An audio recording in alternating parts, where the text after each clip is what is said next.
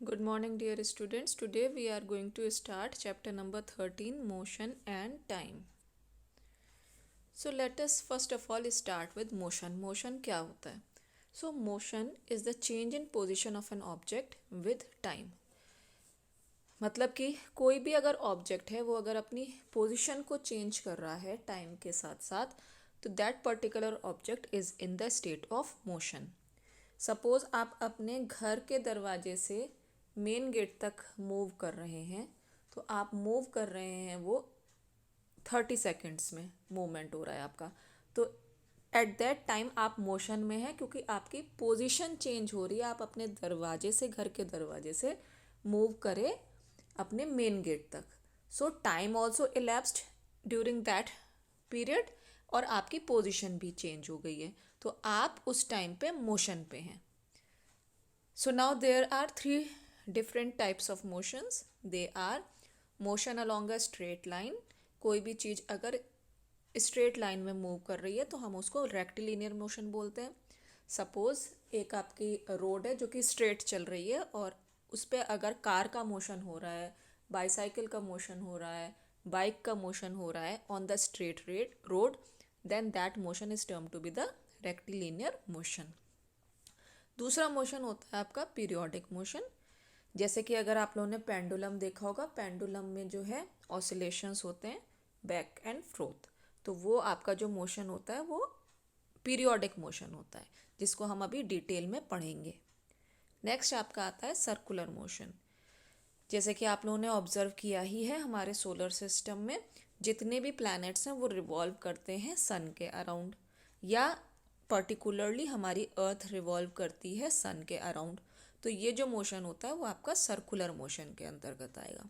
तो यहाँ पे आप देख सकते हैं कुछ फिगर्स शो हो रही हैं. Certain figures are there like motion along a straight line. You can see over here a car is moving on to the straight road. Periodic motion, जहाँ से स्टार्ट हुआ वहीं पे आकर के रुकना, वो आपका पीरियोडिक मोशन जो कि पेंडुलम का मोशन होता है. And then the circular motion is this.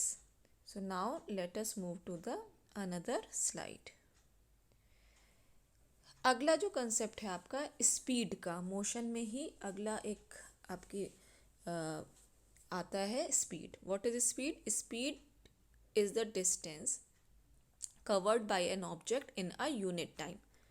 तो कोई भी ऑब्जेक्ट अगर मूव कर रहा है तो एक पर्टिकुलर टाइम में उसने कितनी डिस्टेंस को कवर किया है वो आपकी स्पीड कहलाती है. मान लीजिए हम रुड़की से हरिद्वार जा रहे हैं, तो आपको लग रहा है 30 मिनट्स ट्रेवल करने में. आपने कितना डिस्टेंस उस 30 मिनट में कवर किया है वो आपकी स्पीड हो जाती है. Some example is over here. Example is if a car covers a distance of 100 kilometer in 1 hour and a bus covers a distance of 50 kilometers in 1 hour, then the speed of the car is more than the speed of the bus.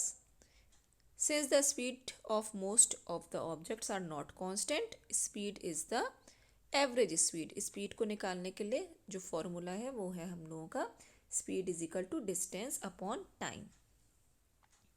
Now इधर आपका जो हम motion पढ़ रहे हैं उसमें एक concept आपका आता है यूनिफॉर्म मोशन का और एक आता है नॉन यूनिफॉर्म मोशन का. So what do understand by uniform motion? If the speed of an object is constant, it is in uniform motion. And non uniform motion is if the speed of an object keeps on changing, it is non uniform motion. So generally हम लोगों का जो movement होता है या motion होता है, mostly जो एग्जाम्पल्स हम लोग पढ़ते हैं वो नॉन यूनिफॉर्म मोशन के पढ़ते हैं, हमारी डे टू डे लाइफ में जो होते हैं. ठीक है, जिसमें कि आपकी जो ऑब्जेक्ट की स्पीड होती है वो keeps on changing and therefore it is known as the non uniform motion. Whereas uniform motion में क्या होगा, ऑब्जेक्ट की स्पीड कांस्टेंट रहती है. तो students, we are going to stop over here and will continue in the next lecture. Thank you very much.